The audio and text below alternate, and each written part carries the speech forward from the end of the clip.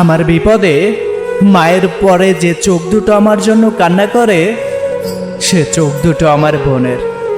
আমার মায়ের কাছে যে মানুষটা ঘন ঘন বিচার করে, সে মানুষটাও আমার বোন।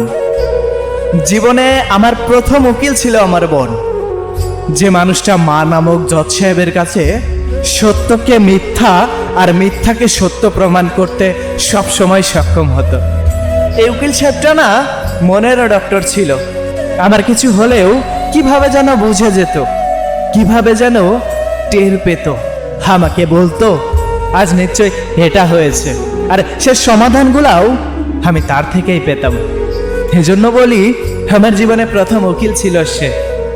আমাকে নিয়ে সব থেকে বেশি যে হিংসা করত, সেও আমার বোন।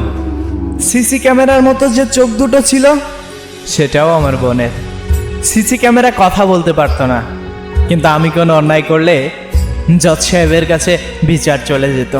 কিন্তু মায়ের কড়া শাসনে ওই বোনের থেকে ভালোবাসা পেতাম।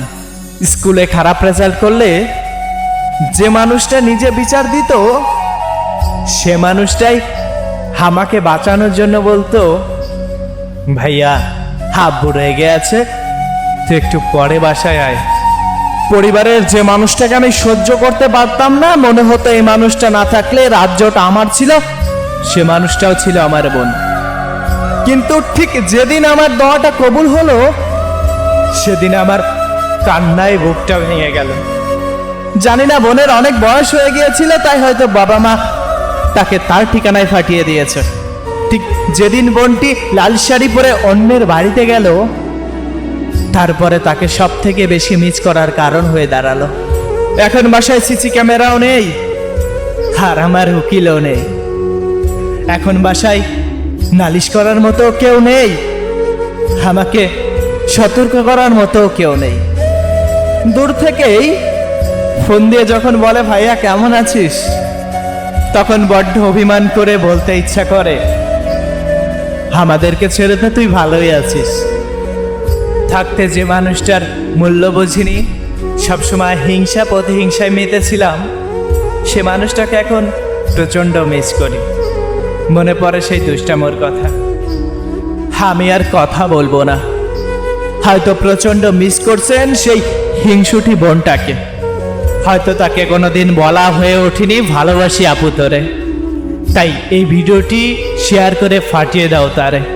সে বুঝতে পারবে এখনো তোমার সেই পুরনো সেই ছোট্টবেলার দিনগুলা মনে পড়ে। মনে পড়ে ভাইয়ের বোনকে, বোনের ভাইকে।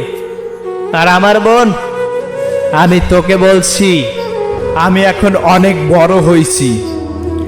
যদি সুযোগ পাইতাম তোর সাথে আরেকবার ছোট্টবেলা কাটানোর, তাহলে সব প্রতিশোধ নিয়ে নিতাম। যা তোর জজ সাহেবকে ডেকে আন, দেখি আমাকে কেমনে ভয় দেয়।